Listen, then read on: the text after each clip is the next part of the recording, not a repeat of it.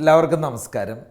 ലീഡർഷിപ്പിൻ്റെ 11 നിയമങ്ങളെ പറ്റിയാണ് നമ്മളിന്ന് സംസാരിക്കുന്നത്. നിങ്ങളൊരു മികച്ച ലീഡറാകാൻ ആഗ്രഹിക്കുന്നുണ്ടെങ്കിൽ ഉറപ്പായിട്ടും ഈ 11 നിയമങ്ങളിൽ ഏതൊക്കെ നമ്മൾ ഫോളോ ചെയ്യുന്നുണ്ടെന്നുള്ളത് ഒന്ന് വിശകലനം ചെയ്യുന്നത് നന്നായിരിക്കും. കാരണം ഒരുപാട് പ്രസ്ഥാനങ്ങളിലെ ആളുകൾ കൊഴിഞ്ഞു പോകുമ്പോൾ അല്ലെങ്കിൽ ജോലിയിൽ നിന്നൊക്കെ വിട്ടു പോകുമ്പോൾ അവിടെ തിരിച്ചറിയേണ്ട ഒരു കാര്യമുണ്ട്. People don't leave jobs, they leave bad leaders എന്നുള്ളത്. പലപ്പോഴും ഒരു പ്രസ്ഥാനത്തിൽ അവർ ലീഡ് ചെയ്യുന്ന ആളുകൾ, ചിലപ്പോൾ അതൊരു സംരംഭകരോ മാനേജ്മെൻറ്റ് ടീമോ ആയിരിക്കാം, അല്ലെങ്കിൽ സീനിയർ ലെവലിലുള്ള ലീഡേഴ്സ് ആയിരിക്കാം. ഇവരുമായിട്ട് ഒരു ബോണ്ടിങ് ഇല്ലാത്തത് കൊണ്ടോ അവരിലെ ലീഡർഷിപ്പ് ഇവർക്ക് ഫീൽ ചെയ്യാത്തത് കൊണ്ടോ ഒക്കെയാണ് പലപ്പോഴും പല ആളുകളും പ്രസ്ഥാനങ്ങളിൽ നിന്നും കൊഴിഞ്ഞു പോകുന്നത്. അപ്പോൾ 11 നിയമങ്ങൾ ലീഡർഷിപ്പിൽ മനസ്സിലാക്കുകയാണെങ്കിൽ അത് പ്രാവർത്തികമാക്കാൻ ശ്രമിക്കുകയാണെങ്കിൽ നമുക്ക് കുറച്ചും കൂടെ ശക്തമായ ഒരു ലീഡർഷിപ്പ് നമ്മുടെ സ്ഥാപനത്തിൽ കൊണ്ടുവരാൻ സാധിക്കും. ഒന്നാമത്തെ കാര്യം, ലീഡ് യുവർ സെൽഫ് ഫസ്റ്റ് എന്നുള്ളതാണ്. അതായത് model the behaviour you want from your team. നമ്മുടെ ടീമിൽ നിന്ന് എന്താണോ നമ്മൾ ആഗ്രഹിക്കുന്ന സ്വഭാവം, അത് നമ്മൾ തന്നെ അതിൻ്റെ ഒരു വക്താവായി മാറുക. നമ്മൾ അതുപോലെ തന്നെ അറിയാം. നമ്മൾ എന്ത് പറയുന്നു എന്നുള്ളതല്ല, നമ്മൾ എന്ത് ചെയ്യുന്നു എന്നുള്ളത് വളരെ ഇമ്പോർട്ടൻ്റ്. അപ്പം നമ്മുടെ ടീമിൽ നിന്ന് നമ്മൾ സമയബന്ധിതമായ പ്രവർത്തനമാണ് ആഗ്രഹിക്കുന്നത്, വിശ്വാസമാണ് ആഗ്രഹിക്കുന്നത്, അല്ലെങ്കിൽ എന്താണോ നമ്മൾ ചിന്തിക്കുന്നത് അതൊക്കെ നമ്മൾ ആദ്യം അവരുടെ മുമ്പിൽ എക്സിബിറ്റ് ചെയ്യുക, അവരുടെ മുമ്പിൽ കാണിച്ചു കൊടുക്കുക, നമ്മളെപ്പോഴും അതായി മാറുക എന്നുള്ളത് ഇമ്പോർട്ടൻ്റ്. രണ്ടാമത്തെ കാര്യം, higher great people then step aside.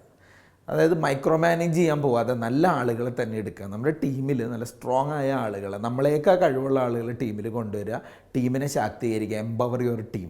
അത് ഭയങ്കര ഇമ്പോർട്ടൻ്റ് ആയിട്ടുള്ള കാര്യമാണ്. നല്ല ആൾക്കാരെ എടുത്തുകൊണ്ട് മാത്രം കാര്യമില്ല, അവർക്ക് ചെയ്യാനുള്ള ഫ്രീഡവും ചെയ്യാനുള്ള സ്പേസും കൊടുക്കുക. മൂന്നാമത്തെ കാര്യം, be ready to roll up your sleeves. ഉദ്ദേശിക്കുന്നത് ആവശ്യം വന്ന ഹാൻഡ്സ് ഓൺ മാനേജ്മെൻറ്റ്, നമ്മൾ ഏത് പണിക്കും റെഡിയാണെന്നുള്ളൊരവസ്ഥ ടീമിന് തോന്നണം. നമ്മൾ ആവശ്യം വന്നാൽ ഏത് താഴേക്കിടയിലുള്ള കാര്യം ചെയ്യാനും ടീമിനോടൊപ്പം ഉണ്ടെന്നുള്ളൊരു ഫീല് ടീമിന് കൊടുക്കേണ്ടത് വളരെ ഇമ്പോർട്ടൻ്റാണ്. നാലാമത്തെ കാര്യം, communicate clearly, consistently and often. നമ്മൾ ആവശ്യമുള്ള സമയത്തൊക്കെ കാര്യങ്ങൾ ക്ലിയറായിട്ട് ടീമിനെ ഇൻഫോം ചെയ്തുകൊണ്ടിരിക്കണം, ടീമിനെ അലൈൻ ചെയ്യണം, എൻഗേജ്ഡ് ആക്കണം, പറഞ്ഞുകൊണ്ടിരിക്കണം. കാര്യം നടക്കുന്നത് വരെ ക്ലിയറായിട്ടും കൺസിസ്റ്റൻ്റായിട്ടും ടീമിലേക്ക് കാര്യങ്ങൾ എത്തിക്കാൻ ഒരു ലീഡർക്ക് സാധിക്കണം. അഞ്ചാമത്തെ കാര്യം, gather input, decide, take action. അതായത് ഒരുപാട് അനാലിസിസുകളൊക്കെ നടത്തി, അനാലിസിസ് പാരാലിസിസ് എന്ന് പറയുന്ന അവസ്ഥയുണ്ട്. ഒരുപാട് വിശകലനം ചെയ്ത് തളരുന്ന അവസ്ഥ ഉണ്ടാവാതെ നമുക്ക് കാര്യങ്ങൾ എല്ലാവരുടെയും നിന്നും വിവരങ്ങളൊക്കെ എടുക്കണം, ക്വിക്കായിട്ട് ആക്ഷൻസ് എടുക്കാൻ പറ്റണം, മുന്നോട്ട് പോകണം. അതിൽ ശ്രദ്ധിക്കുക. ആറാമത്തെ കാര്യം, prioritize deep work over shallow meetings.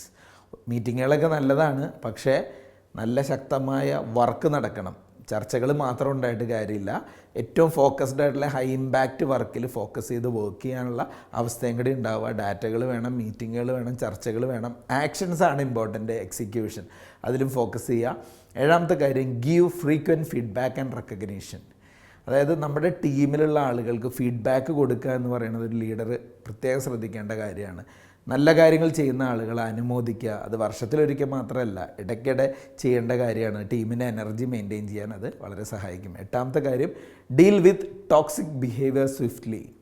നമ്മളെന്തെങ്കിലും നെഗറ്റിവിറ്റിയൊക്കെ കണ്ടാൽ അത് വളം വെച്ച് കൊടുക്കാതെ ആദ്യമേ അത് കറക്റ്റ് ചെയ്യുക. കാരണം അല്ലെങ്കിൽ നമ്മുടെ ടീമിനെ അത് സാരമായി ബാധിക്കും. നെഗറ്റീവായിട്ടുള്ള അവസ്ഥകൾ ടീമിലില്ല എന്നുള്ള ഉറപ്പ് വരുത്തുക.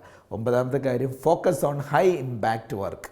നമ്മൾ ആസ് എ ലീഡർ നമ്മൾ ക്ലിയർ ആയിട്ടുള്ള ഗോൾസ് സെറ്റ് ചെയ്ത് പ്രയോറിറ്റൈസ് ചെയ്യണം. എന്ത് ചെയ്യണം, എന്ത് ചെയ്യാൻ പാടില്ല എന്ന് നിർവചിച്ച് ശക്തമായ കാര്യങ്ങൾ മാത്രം ഇടപെടാൻ ശ്രമിക്കുക. പത്താമത്തെ കാര്യം, take time of and encourage your team.